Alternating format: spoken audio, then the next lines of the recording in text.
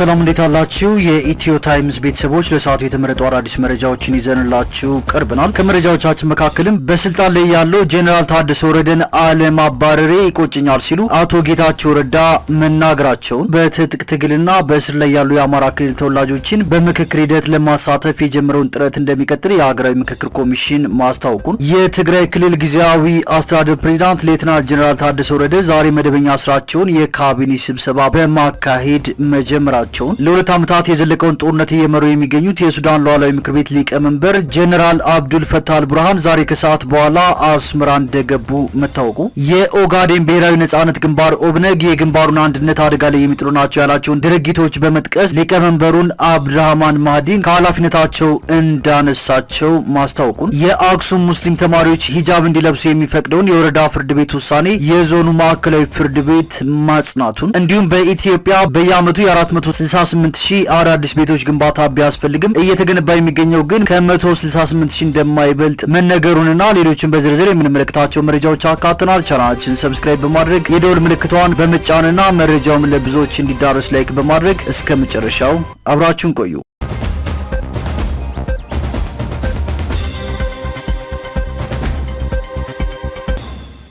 ወደ መጀመሪያው መረጃችን ስናልፍ በስካር መንፈስ በሰርጉ ቀን የነበሩ 3 ታዳሚዎችን የገደለው ሙሽራ በእስራት ተቀጥቷል። በደቡብ ምዕራብ ኢትዮጵያ ክልል በካፋ ዞን ጌሻ ወረዳ ውስጥ ነው የወንጀል ድርጊቱ የተፈጸመው። ተከሳሽ የሆነው ግለሰብ አስራት መንገሻ የተባለ ሲሆን በካፋ ዞን በጌሻ ወረዳ ጋዊቲ ቀበሌ ከምሽቱ 2 ሰዓት ላይ በስካር መንፈስ በመነሳሳት በሰርጉ ደስታ ላይ የታደሙትን 3 ሰዎችን በመግደልና 4 ሰዎች ላይ የመግደል ሙከራ ወንጀል መፈጸሙን የደቡብ ምዕራብ ኢትዮጵያ ሕዝቦች ክልል ፖሊስ የህዝብ ግንኙነትና ኮሚኒኬሽን ዳይሬክተር ኢንስፔክተር ደጀኔ አሰፋ ተናግረዋል። በተጨማሪም ተከሳሹ የሰው መኖሪያ ቤት ማቃጠሉ ተነግሯል። የካፋ ዞን ከፍተኛ ፍርድ ቤት ከዞኑ አቃቢ የቀረበለት የክስ መዝገብ ግራቀኙን ሲያከራክር ቆይቶ የአቃቢ የሰው ምስክሮችን አስቀርቦ ካዳመጠ በኋላ ተከሳሹ ላይ የጥፋተኝነት ብይን ይሰጣል። በዚሁ መሰረትም የካፋ ዞን ከፍተኛ ፍርድ ቤትም ተከሳሽ አስራት መንገሻን በ22 ዓመት ጽኑ እስራት እንደቀጣ መወሰኑን ኢንስፔክተር ደጀኔ አሰፋ ጨምረው ተናግረዋል።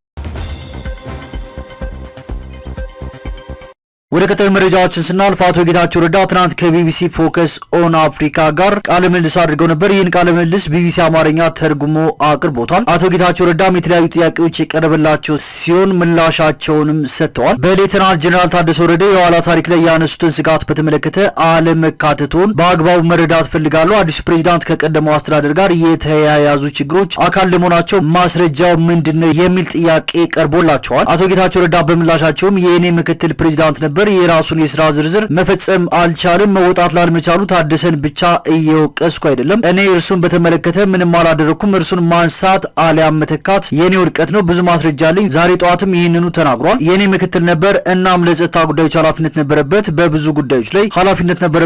እኔ እስከሚገባኝ ድረስ የእርሱ የስራ ዝርዝር በውድቀት የተሞላ ነው። የእርሱ ውድቀቶች ግን የኔም ውድቀቶች ናቸው ሲል አቶ ጌታቸው ረዳ ምላሹን ሰጥቷል። በማስከተልም ከፕሬዚዳንቱ ትዕዛዝ ሲቀበል እንደነበር አልተናገርም። አንዳንዶች እንደሚናገሩት እንደ መሬት የጠቀስካቸው ጉዳዮች የሚወድቁት በአንተ ትከሻ ላይ ነው የሚል ጥያቄ ለአቶ ጌታቸው ረዳ ቀርቦላቸዋል። አቶ ጌታቸው ረዳ ሞኝ አትሁን፣ አይደለም ይህ አይነቱ ትዕዛዝ ታውቃለህ፣ የትግራይ ፖለቲካ አስቸጋሪ ነው። ይቅርታ ለተጠቀምኩት ቃል፣ የትግራይ ፖለቲካ በጣም አስቸጋሪ ነው። ራሱን በራሱ የሚመራ አካል አድርጎ የሚቆጠር የሚመስል የተደራጀ ሰራዊት ያለበት ብቸኛ ክልል የኛ ነው። የፕሪቶሪያ ስምምነት ይህንን ያልተለመደ ሁኔታ እንዲፈታ ይጠይቅ ነበር። ታደሰ ግን እንደ ሰራዊት አዛዥ የተወሰኑትን የእኔን ውሳኔዎች መቃረን እንደሚችል ያስባል። አንተ ባለህበት የዓለም ክፍል ለሚገኙ ሰዎች ይህንን ለመረዳት በጣም ከባድ ነው። ታውቃለህ፣ ፕሬዚዳንቱ ውሳኔ የሚያሳልፍበትና ውሳኔም በምክትሉ በቁም ነገር የሚወሰድበት ሁኔታ አልነበረም። ይህ አንዱ የችግሩ አካል ነበር። እርግጥ ነው አንዳንዶቹ የእኛ ውሳኔዎች ተፈጽመዋል። አሁንም ግን ለስኬቶቹ ኃላፊነት እንደምወስደው ሁሉ ለውድቀቶቹም ተጠያቂነቱን እወስዳለሁ። በእኛ ጉዳይ ፖለቲካውን ይበልጥ አስቸጋሪ የሚያደርገው በስልጣን ላይ ያልሆነ ፓርቲ ሁሉንም ጠቅልሎ ለመውሰድ የመንግስት ሀብትንም ለመቆጣጠር የሚሞከር መሆኑ ነው። በመንግስት ስር መሆን የነበረበት ሰራዊት ደግሞ በራሱ የሚቆጥረው ራሱን እንደቻለ አካል ነው። ትንሽ የተወሳሰበ ነገር ነው፣ ለመረዳት ያስቸግራል ሲሉ አቶ ጌታቸው ረዳ ምላሻቸውን ሰጥተዋል። አቶ ጌታቸው ረዳ በመጨረሻም በስልጣን ላይ ያለው ጄኔራል ታደሰ ወረደን አለማባረሬ ይቆጨኛል ሲሉ ተናግረዋል። ከሌተናል ጄኔራል ታደሰ ጋር የማውራት እድሉን አግኝተው ነበር። ምን ምክር ሰጧቸው የሚል ጥያቄም ለአቶ ጌታቸው ረዳ ቀርቦላቸዋል። አቶ ጌታቸው ረዳ በምላሻቸውም አልተጠየኩም ነበር፣ በዚህ ጉዳይ ላይ የካበተ ልምድ ላለው ሰው ምክር የማቅረብ ፍላጎት አልነበረኝም በማለት አቶ ጌታቸው ረዳ ከቢቢሲ ፎከስ ኦን አፍሪካ ጋር ለቀረበላቸው ጥያቄ ምላሻቸውን ሰጥተዋል። ወደ ቀጣዩ መረጃችን ስናልፍ የአክሱም ሙስሊም ተማሪዎች ሂጃብ እንዲለብሱ የሚፈቅደውን የወረዳ ፍርድ ቤት ውሳኔ የዞኑ ማዕከላዊ ፍርድ ቤት ማጽናቱ ተሰምቷል። የአክሱም ከተማ ወረዳ ፍርድ ቤት በከተማዋ ትምህርት ቤቶች ውስጥ ሙስሊም ተማሪዎች ሂጃብ እንዳይለብሱ የሚከለክለውን መመሪያ በማገድ ያስተላለፈውን ውሳኔ የዞኑ ማዕከላዊ ፍርድ ቤት ማጽናቱ ተገልጿል።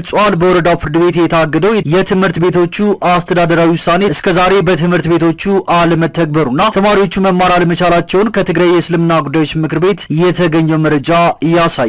የክልሉ የእስልምና ጉዳዮች ምክር ቤት ክሱን ወደሚመለከተው ከፍተኛው ፍርድ ቤት ተወስደዋለሁ በማለቱ የአክሱም ወረዳ ፍርድ ቤት የተላለፈበት የ12500 ብር ቅጣት አግባብነት እንደሌለው በመግለጽና ውድቅ በማድረግ ፍርድ ቤቱ ገንዘቡ ለምክር ቤቱ እንዲመለስ ማዘዙንም አስታውቋል።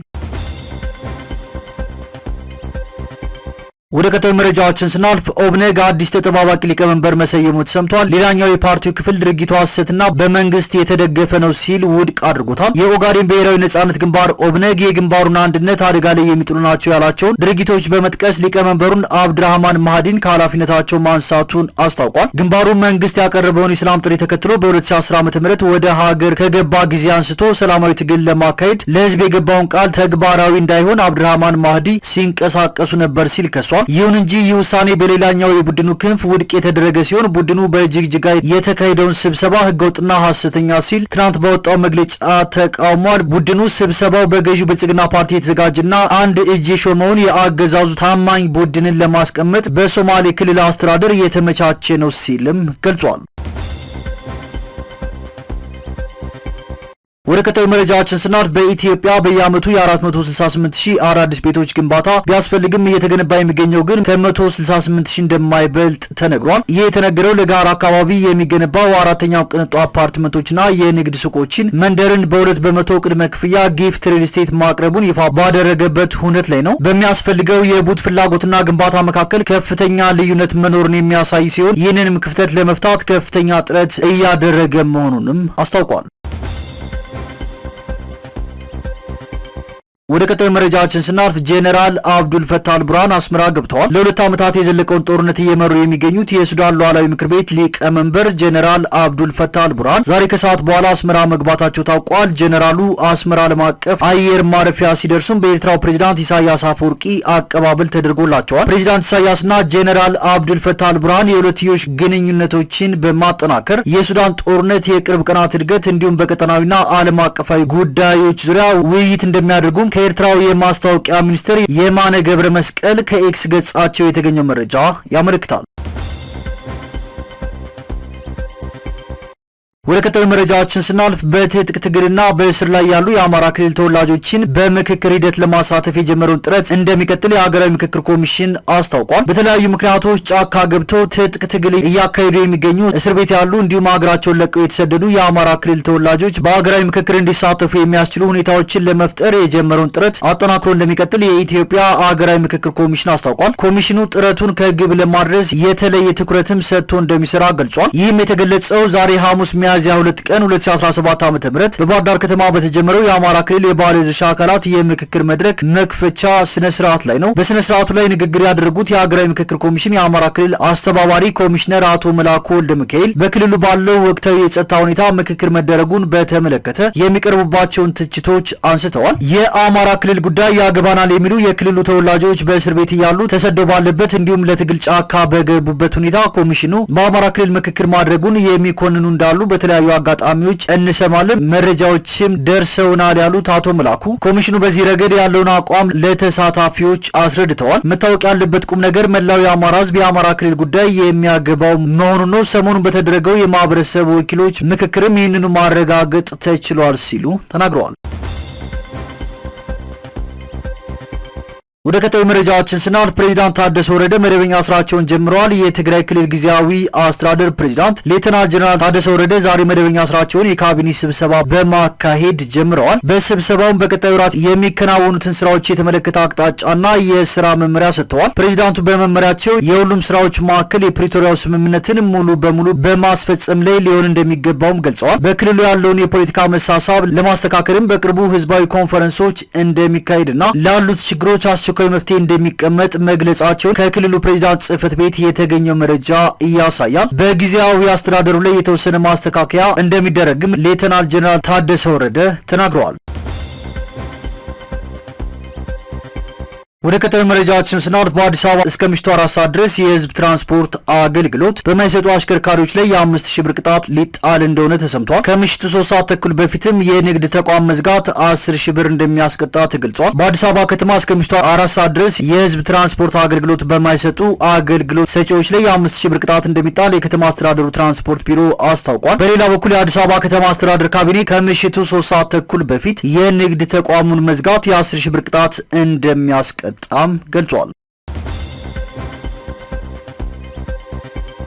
ወደ ቀጣዩ መረጃችን ስናልፍ የፈረንሳዩ ፕሬዝዳንት ኢማኑኤል ማክሮን ለፍልስጤም የሀገርነት ጥያቄ በሰኔ ወር እውቅና ልትሰጥ ትችላለች ብለዋል። ወደ እውቅና የሚደረገው እንቅስቃሴ ከሳውዲ አረቢያ ጋር በጋራ በሚያስተባብሩት ዓለም አቀፍ ስብሰባ ላይ ሊጠናቀቅ ይችላል ሲሉም ኢማኑኤል ማክሮን ለፈረንሳይ የዜና ማሰራጫ ተናግረዋል። ፍልስጤም ከተባበሩት መንግስታት 193 አባል ሀገራት ውስጥ ከ140 በላይ በሚሆኑት እንደ ሀገር እውቅና ተሰጥቷታል። የዓለም አቀፉ የወንጀለኞች ፍርድ ቤት አይሲሲ በእስራኤል ጠቅላይ ሚኒስትር ኔታንያሁ ላይ የእስር ማዘዣ ቢወጣም ሰኞ ዕለት ወደ አሜሪካ ባደረጉት ጉዞ አውሮፕላናቸው ግዛቷን አቋርጦ እንዲያልፍ ፈቅዳለች መባሉም አይዘነጋም።